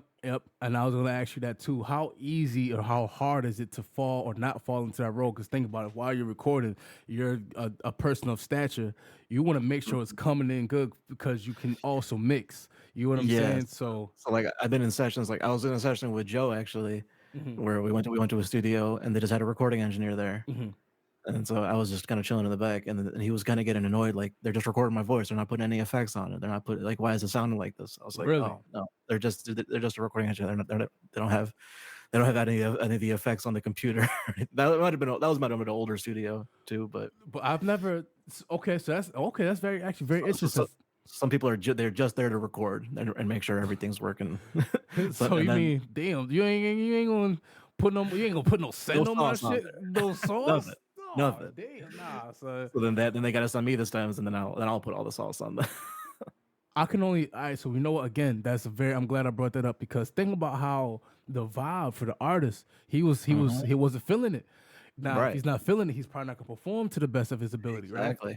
So it's very important to, I think, that in our opinions, when you're recording engineer, to still learn the foresight of mixing, because then, Yeah. like you said, you can apply the reverb, you can apply you can apply the reverb, you can apply the delay, things of that nature. Maybe Yeah, yeah. running through a bus or a delay. You want to have like I a mean, basic template or something. yeah, It's like, yep, or if you're in like a really nice studio, you can, if you're doing everything analog, you can run all your stuff through the the hmm analog compressor, analog EQ, and then you don't got to worry about How running much plugins. how much experience you got with analog gear? Do you work with it a lot, or I, just in the I don't box? work with it a lot. I'm mostly in the box, but whenever I get a chance to, I'll try to do something with like, yeah, they got like a CL1B compressor or something. I'll be like, hey, let's run the mic through that this time or something, or let's run the mic through the LA2A over here just to see what it would sound like. This, which is so. Matter of fact, did you go through any of those experiments with With Party that and one, Bryson? they actually did have a lot of analog gear, but I was just like, I wasn't. They didn't really teach me how to. I wasn't working there officially, so I didn't know how to route all the things into like the console and all that. Right. So I was just like, I just plugged the mic straight into my interface, and Mm-hmm. I used whatever plugins I had. But Right. that Nah, that would that's be fine. would have been cool though. Right. Nah, honestly, that sounds like it would have been dope. Yeah. So one of the games I wanted to play, right, is the company you keep, right? So the company Okay. you keep is, you just name 5 audio plugin companies that you feel like these are the top 5 companies, because these plugins and the companies are just so elite, bro. Okay. Fab Filter. Ooh, off the gate, I think Fab Filter. I think their EQ is goaded. Listen, Like, real quick. Wow, bro. I almost have nothing to say because I'm speechless. Pro EQ3 changed my life. EQ3. Yeah. It I changed my don't. whole There's workflow. not a section I have that doesn't use that at some point. Like, Fire.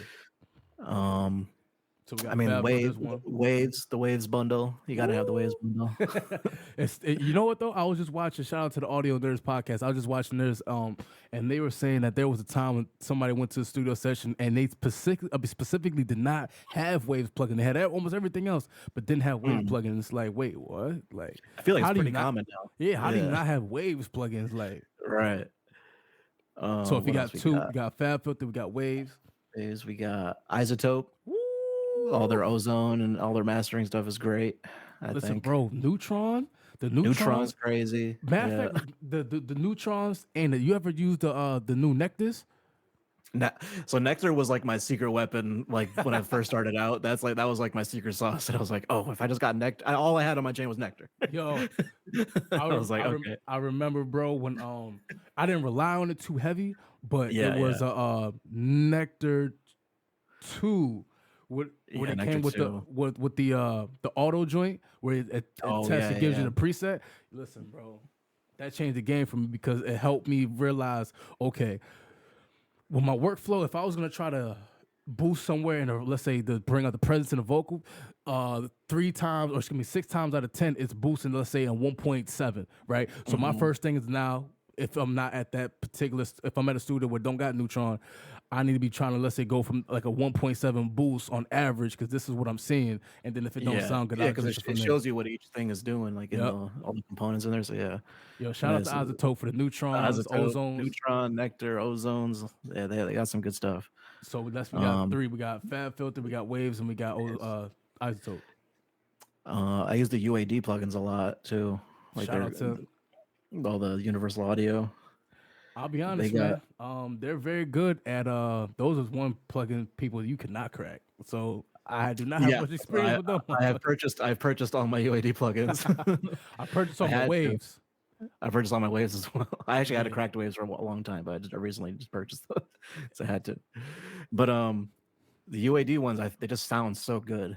But they take up a lot of times they take up a lot of CPU, or they use add a lot of latency. That's my only negative.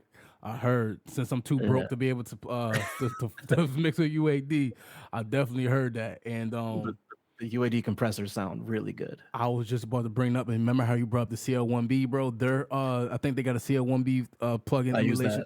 Do you? Yeah. I actually record into the console. Like lately I've been printing compression and auto tune when I record now. Really? Yeah, just be well for certain. Like if I know an artist is not going to want to change their pitch correction at all, like this is going to be the sound, I'm just going to record it. So then I don't got to keep copy and pasting auto tunes into the thing. I don't got to have auto tune open in the session at all. I can just have it recorded. Shout out to Tizio, man, because that's who I first person who I really literally heard do that, and also I was really impressed. I'm like, oh, for real? Yeah, but it makes sense for someone. Yeah, it only becomes an issue if like they want to.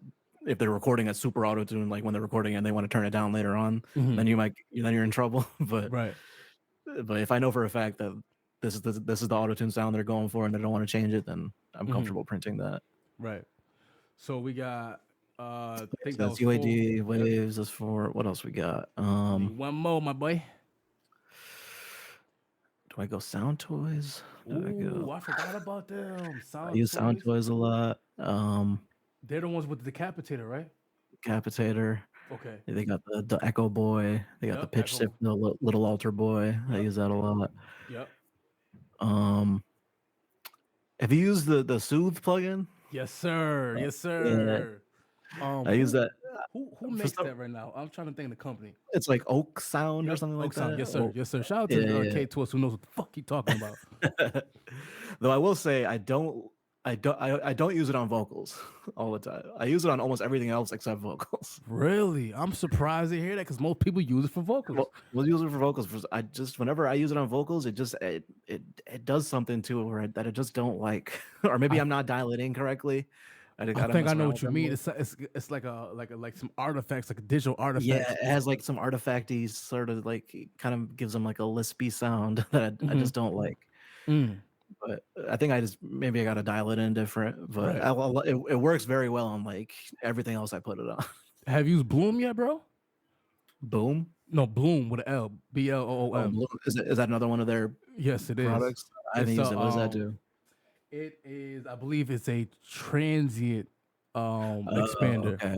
Some of that sort in that line. But yo, I fucked with it. I only use the demo. I don't got it right now, but I fucked with it because, bro, it was like one thing I used to sometimes have trouble with was getting, let's say, a melody or like a sample or something to sit with the actual drums. To where, let's say, I love music to where the melody or something is in the background, the vocals like right here, and like the drums is kind of like right here with it, but they're like up a little bit, if you will, like.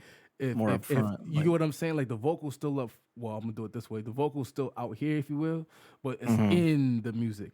The Bloom plugin, in my opinion, it helped the sample or melody expand it, but bring it up and down. Like it gave it a lot of dimension, and it would hit different. You know what I'm saying? I would recommend trying it out. I don't know. Try that out. Yeah. I don't know what's the other one. They got Spliff or Spiff. You ever use that one? No. I don't think so. So Spiff is I'm looking at my plugin list right now. Oh yeah, shout out to Kez. He say, no, I'm gonna get, when I tell you I'm gonna get it right now, I'm gonna get that shit right now, live on the OVRDUB podcast. But so yeah, I think Bloom is more or less I think if I'm explaining it wrong, Oak Sound, please forgive me. But I think it's more of like some expander in a way. And then Spiff is more or less I've heard of that. It's actually underrated in my opinion because I was actually I haven't used it. I use Spiff at someone else's house, someone else's studio. So that's what made me even get interested. I never even downloaded it for myself, but I will say Soothe and then now Bloom, because Soothe, that shit is, everybody knows about that. Yeah, that works magic pretty much. It does, and I feel like Spiff wasn't promoted enough, personally. In my opinion, because I seen Soothe commercials, ads, I seen that shit everywhere. Just like Gold Clip. You know, Gold Clip. Gold. Their ads are going crazy right all the time. Do you have that? I haven't used it. I use a demo. I would get it though, but then again, because I use Gold Clip is one thing, but then you got Orange Clip. I've heard of Orange Clip. Yeah. What you about to ask me though? So you got the FL clipper, right? So that's why, when I tell you, I said, but see, I'm not tripping too much because that's what they modeled it after. So you know what I mean? That's why I'm cool with that. I'll be using the T-Rex clipper. Yo, so listen, again, shout out to Crack Plugins. That was the one plugin that Even though I shouldn't be Yeah. talking about this. I'm not encouraging y'all to crack plugins, please buy that shit. But that was the one thing I could not get, bro, because it just wouldn't come in right. I think I caught a couple of viruses low key trying to get that shit a couple times. I had a crack version for a long time, and then I think a couple years ago I finally bought the T-Rex clipper. I was like, all right, this. Have you ever used Knock, bro? I was just about to bring up. I use Knock on everything now, bro. Oh my, bro. That shit is powerful. Shout out to Decap. How the killed that. Fuck did you make this shit? Like, you know what I'm saying? Like, yo, what I really love about it too is, I mean, yes, the GUI is dope, it looks good and all that, but it's easy to use. Right. It's easy to use, but how do you say this? The language on it, for me, it's easy to understand if I'm dialing it and what it's affecting. You know what I'm saying, bro? It uses like producer language type like, shit. You know what I'm saying? You know what a punch does. You know what a saturation does. You know what a clip does. Like, you know what. Over time, cause remember when I first started, I ain't know none of that shit, man. You know right. But I do think, you know, as we're getting toward the end of this interview, bro, I first want to say thank you for even coming on to this interview, dog. No, thanks for having me on, man. Now, of course, a lot of people, bro, are going to resonate with your story and what you've been through. Do you have any type of projects that you got coming up or things that you want to let people know to watch out and look out for and stuff like that? I mean, I just don't know when things are coming out, but I know me and Joe, we got a couple projects that we're trying to put out this summer. Yo, shout out to you because you's a busy guy, bro. You work on a lot of, and I don't know how you get all this music done in all this little bit of time, son. Like, it's nonstop, man. But yeah, me and Joe, we got a project. Me and Nazi, we did a project a few months ago that we're finishing up for the summer. Me and this artist I work with in the West, Eastside K-Boy. Okay, yep, he was definitely on Joe's project too. Yeah, yep. Me and him we got a lot of songs together. Okay, nice. We got a project. I think that's probably coming out July sometime. Okay, fire. And then I've also been doing some stuff with sync placements recently. I'm so glad you brought that up because that was going to be one of the next questions I asked you after that. Is if you had anything how you feel about sync licensing and sync placement. So go ahead. A few months ago, I got my first sync placement on it was a movie on Peacock called Bosco. Bosco? Yeah, it's called Bosco on Peacock. That's a song I did with Davies, Snoop Dogg. Produced that. Yo, so how many industry artists have you worked with in your journey? Not too many. Those are like that's like the main ones, pretty. Sometimes you gotta pop out and show niggas. Right. But no, that's one of my bigger songs. Yo, quick question, right? If they said, yo, if you record either one of these dudes, you can only choose one, but it can really help your career. You could choose to record Kendrick's diss tracks. You can record all of Drake's diss tracks. Who would have you chosen? I definitely have a Kendrick bias. So I feel like Drake. Okay, well, Drake would be easier to record if you think of like the way his voice is. He has his voice is just like a perfect rap voice. I feel like. I know exactly what you're saying. So like I feel like I wouldn't have to do anything. I could just hit record and it's easy. You're done. Yep. Kendrick be playing with his voice. He got different effects and stuff. So I gotta be more alert. But I feel like it'd be more fun to record Kendrick. I honestly was gonna say that too. That almost seems a little bit more fun too. So, but definitely, I think I would have chosen the same, bro. Please don't misconstrue it, right? Because Drake's vocals are so clean and so whatever that is, in that diss track point in time, bro, the pressure would have been on. Because 100%. It's like, yo, you need to hurry up and get my shit up, and this needs to sound a certain way, and I only got so much time before, damn. But then Kendrick supposedly recorded like 10 songs. I would have been stuck in that studio. That is true. All night. You trying to go home, and I'm at war right now. Fuck out of here. Sit down. Right. No, that's fire, bro. But yo, listen, thank you so much for coming on to the OVRDUB podcast, bro. Again, K-Twist, it was a pleasure talking to you, bro. No, this was dope, man. What I really want to do, man, is I was for real about if we can come together on something, man. Maybe put together like a PDF file on communication and Yeah, we spoke about it earlier. Yeah, Yeah. I was drawing a blank. Definitely down to do something like that. But Yeah. I think that will really help the people from two people who know what they're talking about.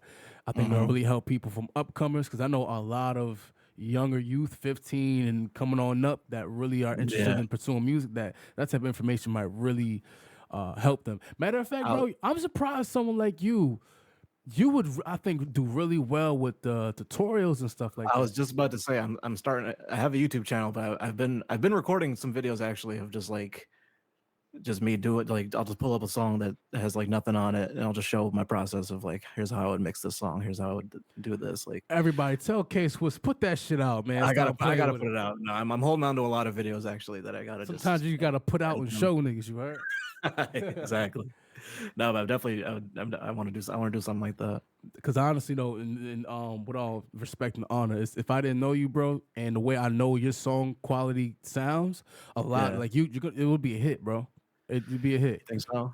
Nah, absolutely. Because again, one of the first of all, let me give you your flowers while you're still here. One of the things that I love about your production is your bass and kick relationship, bro, and just the level of like when you have like let's say the music bed, if you will, the melody or whatever, and the level difference of that, the vocals and all that stuff, but particularly your bass / 808 and kick relationship. That's not always easy to do for people. It's not always easy to get right. And personally for me, that's where I slow down, if you will, because I need to make sure it's extra right. You feel me what I'm saying? I'm glad you said that. I can't hear that as much. I always feel like I never can get that right until like the very end. Like but that takes me the longest to like figure so what the fuck am I talking about? Give you credit? No, I'm just kidding. No, but listen, bro, I think a lot of us engineers and producers, bro, whether either or both of them, we go through so much of the similar shit, bro. And this is why I'm glad we got this podcast for it to be a safe place for people to be like, you know what? I go through the same shit, bro. I thought those were only. Cause listen, let me tell you, be honest, bro. Again, there's times I got what I call skeletons. I got songs and beats that I've had for months that I feel like I still ain't got that spark to finish it. You know what I mean? Or that thing that's just completes it.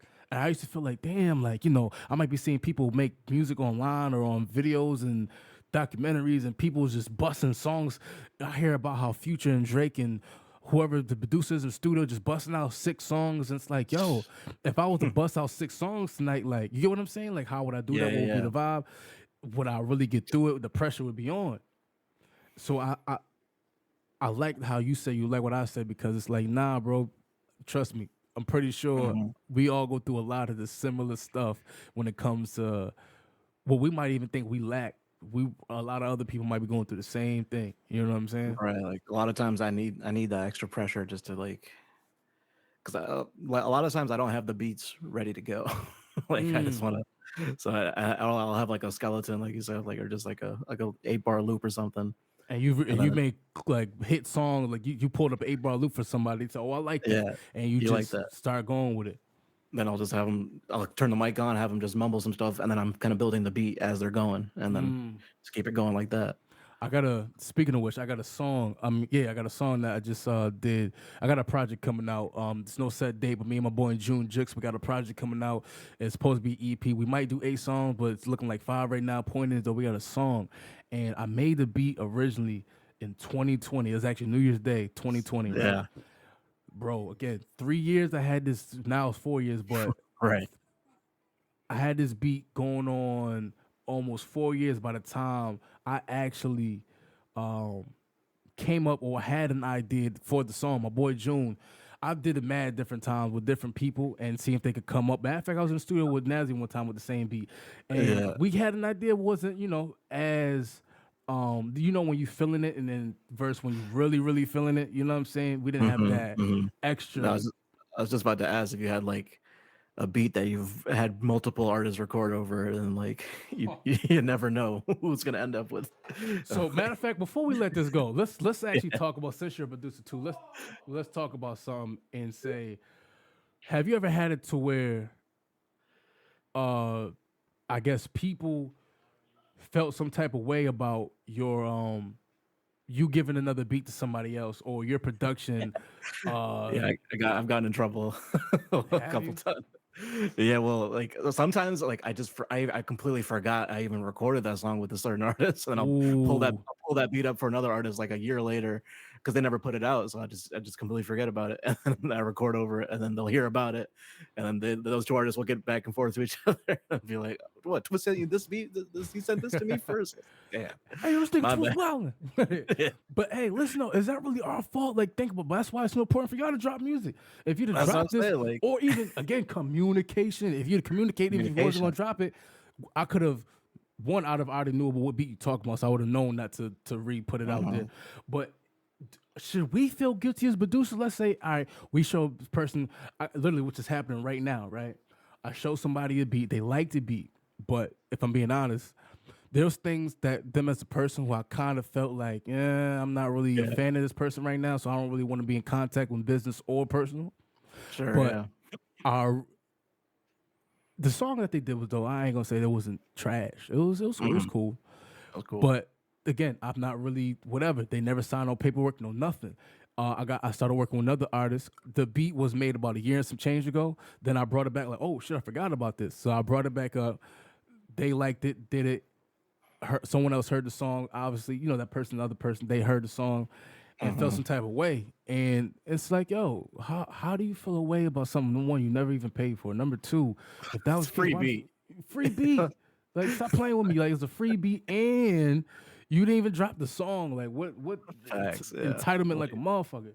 exactly. Like you're not entitled to that if you, especially if you're doing something where you got nothing out of it, and then you're just kind of For real, like bro. yeah. I don't Yo, know. I, It I gets tricky. I'll tell you one thing, bro. People like us, because we do both produce and engineer. Again, we're really the hub for we're the starting point for almost because one of the things too, just to make this make more sense, like I got my boy June, who's an artist and an engineer, and one of the ways he works, he's like, yo, bro, just give me the melody, the idea of the song is Mm. cool, and I could come with a great idea and a great pitch, but he's like, I just want to hear it. And the reason why I usually sometimes pitch him the idea before I play it to him is because I'm already thinking ahead. Because again, we're Yeah. engineers or producers. We're cultivating the sound. This is literally coming from our fucking brains, out of our Exactly. imaginations, out of nothing. So we got to kind of think ahead. All right, what do I want to do? Who am I doing this for? What type of vibe Hmm. with this person or this type of artist?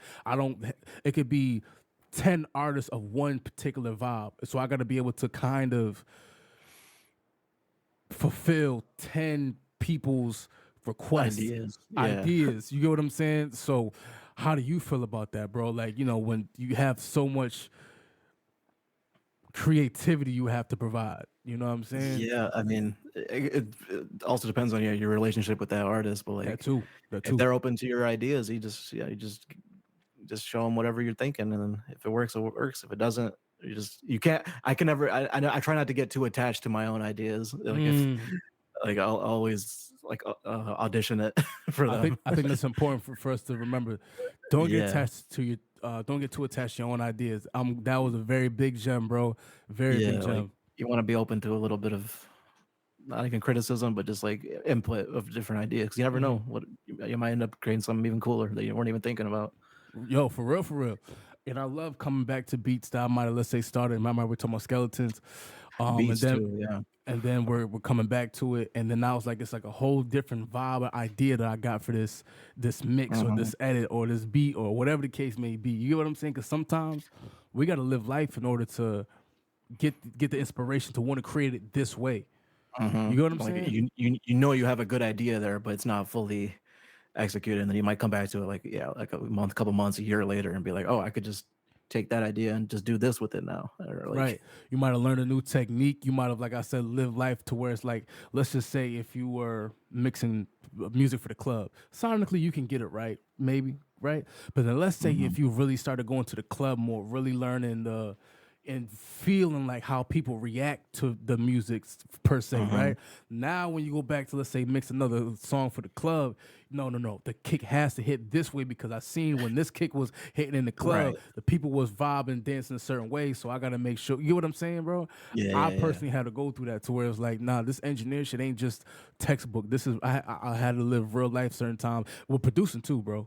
I mean, because I rap too, but on the side of that, with just engineering and producer, bro, I had to live real life in a way to make some of the music I'm making or mix it a certain way to sound to give a certain emotion. You feel what I'm saying? Right, or else you're gonna get stuck in like one sound, one genre, or whatever. You know want what I to be able mean? to have, yeah, you gotta have more experiences just so your music gets more diverse and more. You can, yeah, just try different shit. Facts. Yeah. What would you say, bro, to like a some type of seminar, right? What if somebody wanted, to, let's say, like an audio engineer thing, to where, let's say, all right, me, you, someone like Nazi, a couple other players, you know what I'm saying, and just it don't even have to be for a podcast necessarily, but just on a level of coming together, maybe even speaking to youth. That was one idea that I had that I wanted to be able to bring for the value to the youth of saying, you know what, learn from people who are really nice and trusted with this. If you're really Yeah. trying to, and I think the youth and artists who want to learn to record themselves, I think that's who we would really, the people who would find value in that most. Would you be up to something like that? I understand you got a Sure. busy schedule, but just on a general, I bet. No, I'd love to do something like that. Yeah. Because I'm definitely all about giving back. So I would love ways to give back to I people. You know what I'm I saying? used to be like, I gotta gatekeep the sauce. No one can take my sauce. That was like years ago. But now I'm like, no, like you want to have people like you gotta. How am I trying to say this? You gotta be open to like, damn, I No, lost my train of thought. I understand what you're saying. You got to be open to be able to get the share the information because Share that honestly, information. Yeah, you know what I'm you saying. want at the end of the day, you want everyone to like have you want everyone to make the best thing possible. Right, and honestly though, within this craft of music, right? Because you got a lot of stuff going on in the actual music industry that's really kind of killing the excitement of making music. You know what I'm saying? Because Yeah. back in the day, everybody wanted to be signed. It's to now where it's like, I'm not trying to be independent just to say and claim I'm independent. I don't want to get jerked around whatever they got going on in this music industry right now. You know what I'm saying? So And with now, that like, being, go ahead. I was gonna say with accessibility now too, like everybody's got they got DAWs on your iPhone now. You can like you don't need a whole setup to just make music now. You can do everything on your phone, your whatever tablet. Like K2 said it best, man. There's ways you can record from your phone. They got what's that program called? BandLab? BandLab, I see them using, which is like way more powerful than I thought it was. Like you can do a lot on BandLab. I keep hearing Surprisingly. about that, bro. No funny. I actually want to download it myself just to try it out, just to see. It's got a lot of stuff in there. You got EQ, compression, auto tune, all the plugins. Like Have you used it a lot? not a lot, but some people have sent me like some their sessions in BandLab to see if I can mix it, and like as long as it wasn't like the best quality, but like what you can do in it is pretty powerful. So, question real quick, right? So, when it comes to stuff like that, having DAWs, having sounds, is the DAW really a contributing factor to the actual sound that's going to come out and be mixed, or would you say it literally just comes down to pure skill? Maybe a little bit of feel like both. it's a little bit of both. I know like people claim Pro Tools has like the cleanest sound, And that's not where true. I don't know if it's true or not. I think I can make a session sound just as good in Logic that I could in Pro Tools, that I could in Ableton or whatever. It's just a workflow thing, really. Right. But I think sonically, you can pretty much achieve the same sound in any DAW. It's all about mostly skill set, like you said. What are there any key points that maybe would like to point out? For example, if I was mixing a bass, is there a general rule of thumb that say, hey, if you're mixing the bass or if you're mixing the kick, you should cut in this area, maybe boost in this area, just for people to maybe, again, everything is different, but That's the generally, thing. It's mostly circumstantial. Like it's all circumstantial. for the most part, I feel like if it's like especially if it's like a live bass versus like a VST like synth bass or something, like Right. you're going for different sounds. They're gonna sit in different frequencies. Mhm. So there's no one rule I could really apply to Got that. you. I understand. Hey, listen, that's Mhm. actually very fair to say. But I always do. I work on the drums first. Like I'll mute Okay. everything else, get my drums sounding good by themselves, and Mhm. then I'll slowly incorporate all the other elements. I'll do the bass next, get the drum Mhm. sounding good with the bass just by itself. Then I'll bring in whatever Mhm. sample or keys or whatever. Mhm. So that's kind of how, like that's like kind of my process with that in that order. Like, Do you find yourself with, let's say, bringing in a sample or whatever? mm, The drums is typically, unless you're going to rock, but since we're talking about like kind of R&B, hip hop type of, yeah, the drums are generally kind of the same sonic area, right? Now, the yeah, melody, the melody. Is there like a general area of where you would maybe boost a cut, or again, is that all circumstantial? Usually, I think I find myself having to cut based out of a lot of samples, yeah. um, just so they can sit with the kick and bass. You know what I'm saying? For samples, yeah, I usually cut by like in the 80 to 100 range, Mm-hmm. maybe. And then a lot of times, like if I'm playing, I'll play it back in like a car or something, and like Mm-hmm. I can only hear the drums. I can't hear the sample at all, or like the melodies. So I was trying to maybe brighten that up a little bit or widen it, like Mm-hmm. making it more wide. Mm-hmm. That's pretty much how I would fix that. But Nice. If you are just mixing, right? Do you go by have a certain level that you're trying to keep the headroom at? Do you feel like I'm gonna mix to -6? I'm gonna mix to -3. Do you believe in anything like that? I used to be like real like I would have my LUFS meter up and just be mixing with that. I don't even look at that until the very end now. Okay.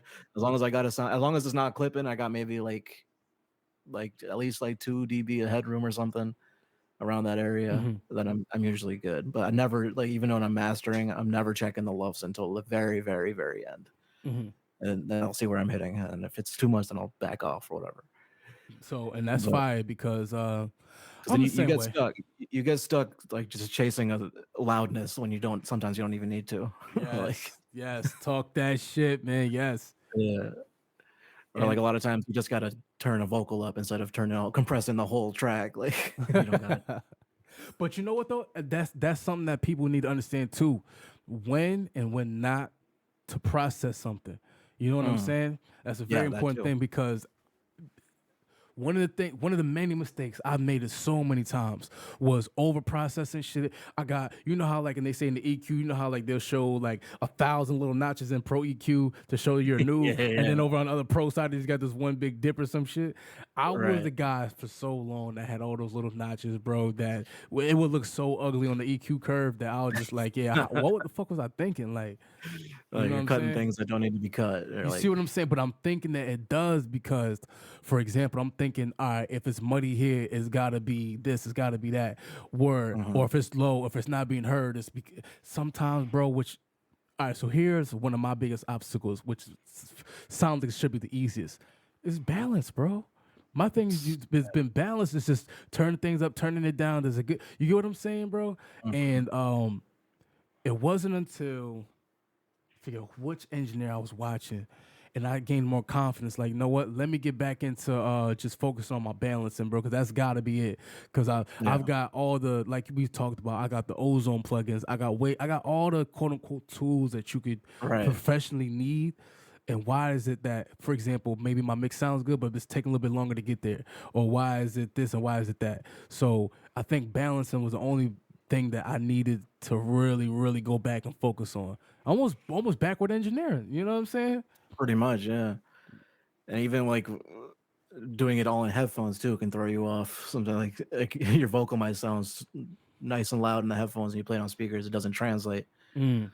Or like you gotta find that balance. No, no, seriously. And Like, honestly, though, that's really what it comes down to. Literally just finding that balance, brother. You know what I'm saying? mhm, I think with that being said, again, the programs is one thing, but I think that for me, mhm. when I like leveling on the actual faders. If I had a fader, because I used to have a little I mix do thing, too. Yeah. for some reason it's different when I could push the faders and really get that feeling from it. You know what I'm saying? Yeah. No, the physical versus just turning stuff on a computer screen is definitely a difference. Because Facts. in the box, you're mixing more with your eyes and your ears, I guess. Nah. You're always mixing with your ears, but in the box, it's mostly with your eyes. If you're looking at like your spectral graphs or whatever. Do you prefer EQ. visual EQs or do you prefer just the EQs I that mean, I mostly work. Well, no, actually, I use the SSL EQ a lot. That's just knobs. So listen, like, no screen. when I tell you I was not you, I must have not been using it right because I used to sleep on the SSL channel. I used to hear about it, but then I'm like, nah, Yeah. this is some bullshit because I would It's see intimidating people. to look It at. is intimidating, right? Because it's like this. You got people who that's their thing, like you just said, that's their thing, and it comes from the older board. It's emulation of that. So Right. when I see people using that and their vocal sound comes out all clean and you get what I'm saying, Yeah. I'm like, yo, why my shit wasn't sound like that? What, you get what I'm saying? So starting off, bro, on this journey into where I'm at now, man, I done came so far. How would you look at this? From where you're at now, where do you see yourself going with this audio journey? Like, what, you got any specific goals or things you feel like, you know what? I want to go to the level of recording industry artists all the time. Like, that's the level I'm trying to get to from where I'm at now. Like, what level? Yeah, I'm definitely aspiring towards that direction. I'd like to be just working with some of the best, you know. Having my own studio at some point would be great. Like the, I don't know. Yeah, I just want to work with the best people. Nah, me too. Anyone specific you want to work with? Like, if you did, like, a dream person to work with, if you could mix or record anybody, who would it be? That's a good question. I mean, Kendrick would be one of them. Sometimes you gotta pop out and show niggas, you right? Yeah. Ariana Grande. Ooh, I wasn't expecting. Okay. Yeah, a lot of random singers. It would be cool. I love working with in this past project that I told you I've been working on with my boy June. That was one of the hardest things to do was try to get a serious singer. You know what I mean? Yeah. I've encountered a couple of singers, but a serious one that's just nice, bro. I'm trying to get like a her sound. I'm trying to get like a Ariana Grande sound. I love working with like people that are like way more talented than I could ever like be. Like when a singer like nearly knows what they're doing, like I love making their song, like putting it together and everything. And 100%. Have you ever been a part of like, writing sessions? Kinda, yeah. I mean, I've been in the room when the songs are being written, but I don't really contribute to the writing that much. Really? I've come, I guess certain like some rappers, I'll throw them a line here or there, or I'll tell them to try something different. But yeah, I don't really get too involved in the writing. Have you ever had, like, you know how like the singers will have songwriting sessions and you know they gotta have somebody record it so they can send it to somebody else? Okay, yeah, I've done that before. I've done like some reference tracks for people. Is mixing on that different than regular songs? Are you really sending a full polished mix when you do that, or are you just sending it good to be good enough? It's really, I guess, good enough. Yeah, I'm approaching it the same way as I would any record. Like I'm not thinking about it any different. But I just don't. I just won't spend time like trying to fix a little EQ thing or something. Or I'll just make sure the song is presentable and they can do what they need to do with it. I got you. Yeah, that's dope. Yeah. But yeah, I think K Twist, this has actually been a really, very good conversation. Brother, pleasure, man. I thank you for coming on. We're gonna connect on, just meeting up, trying to do something for the youth, man, and for the people out there who really want to take this more serious, man. I'm gonna get my YouTube started as well. Yeah, I want to see that personally, bro. I want to see you get that YouTube popping. And much blessings to you, bro. Shout out to everybody, like people like Joe. Shout out to my boy June. Shout out to everybody we mentioned today. Likewise, man. Yeah, man, and much success in your journey and endeavors. You heard?